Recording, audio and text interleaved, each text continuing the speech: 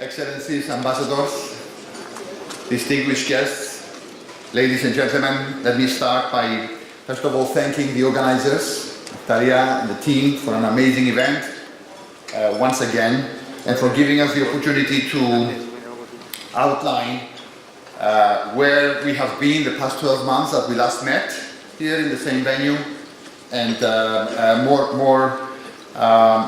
importantly, so where are we headed over the next period?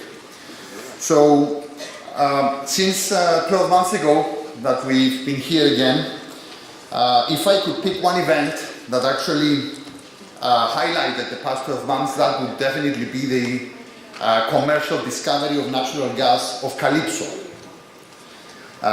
This is the northernmost discovery from what geologists say are the sources of the Nile Delta, which generated the materials which created the hydrocarbons that we are all seeking to discover.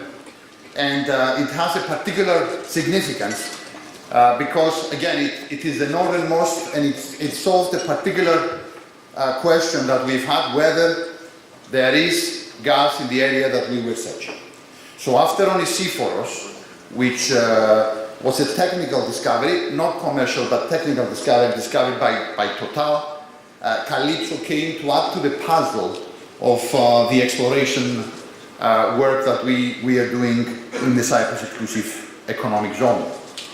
Of course, the past 12 months have also been marked by the incident that took place in Block 3, when Turkey, in complete disregard and violation of international law, obstructed, through the threat of force, ENI from drilling cuttlefish. And also what has marked the past 12 months has been our intensified efforts to create what we call the Eastern Med natural gas corridor to Europe. We have advanced and expanded our relationships in the region, involving Greece, Israel, Italy, Lebanon, Egypt and Jordan, and of course work is in progress. And when we talk about the Eastern Med natural gas corridor, we are not referring to just one method of exporting the natural gas, but potentially multiple ways that we can see the natural resources heading to the European markets. What is also very important is that we've done significant progress with regards to the exploitation of the Aphrodite field. And I'm happy to say that commercial negotiations with Egyptian LNG plant have reached preliminary agreement. Also last September, we signed an intergovernmental agreement with Egypt for a direct submarine natural gas pipeline crossing the Cypriot and Egyptian exclusive economic zones.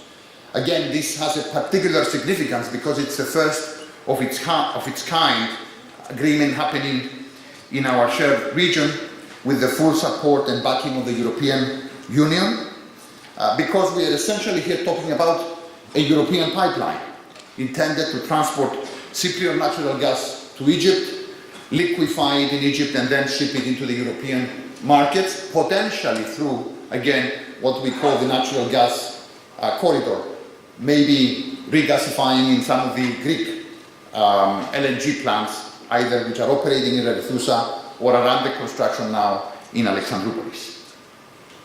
Last but not least, over the past 12 months, we have also seen the European Union's commitment to the Eastern Med increasing significantly.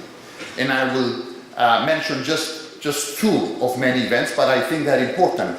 And I'm talking about the funding of 100 million for the Cyprus Gas to EU project, which I will talk about that in a minute, and also 35 million euros contribution towards the front-end engineering and design studies for the East Med pipeline.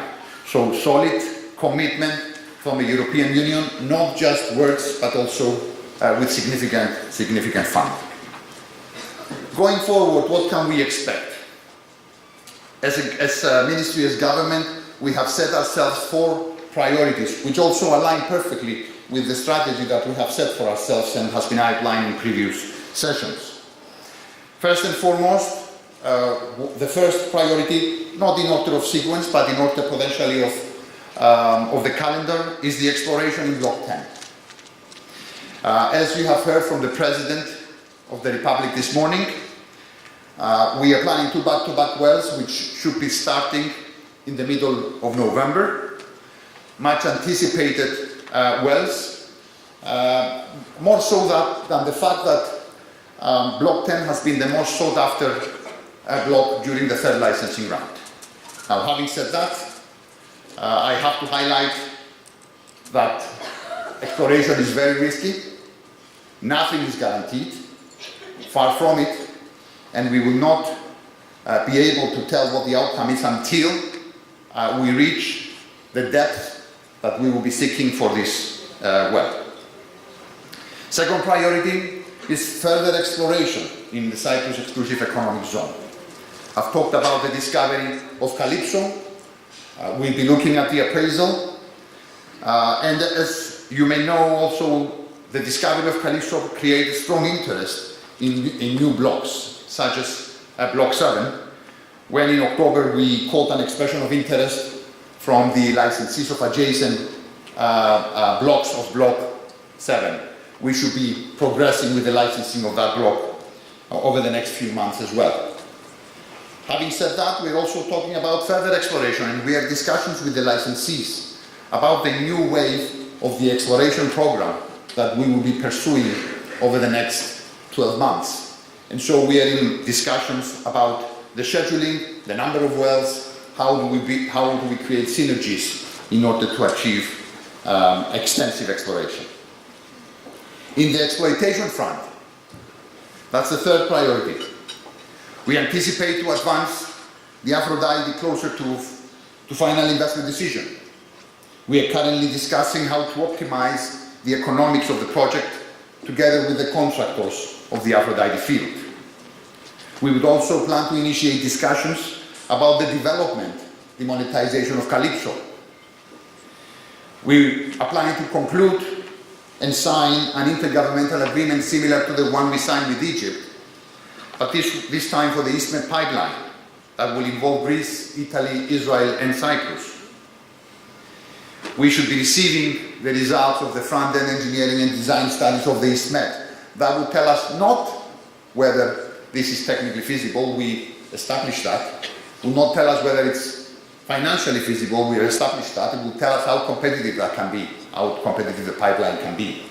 So as you can see, we are maturing in the exploitation front a number of options that could constitute what we call the natural gas corridor.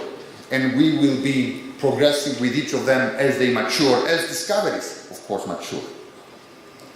And certainly, we'll be pursuing further expansion of the relationship with the countries that could constitute this East Med corridor. Bulgaria, Romania. Only yesterday, we signed a new intergovernmental agreement with Romania. The Director General of the Ministry of Foreign Affairs was in the country and signed it, exactly for this particular reason. So piece by piece, we're putting together the puzzle. Last but not least, fourth priority will be, of course, importing natural gas in the Cypriot market. On October 5th, a tender was announced for the Cyprus LNG import terminal with a total budget of €500 million. 300 million euros estimated for the design and construction, and another 200 million for 20 years operations and maintenance. And this relates to what I mentioned before about being supported by the European Commission with a funding of 101 million, plus EIB, plus other partners that we are seeking. Following that, we will request very soon an expression of interest for the supply of LNG itself. And so in the coming weeks, you will be seeing that being published as well. Ladies and gentlemen, this concludes the 4 priorities that we'll be seeking over the next period. You have a great panel of business leaders, specifically in the sector, and I look forward to having a discussion with both them and yourselves later on. Thank you very much for your attention.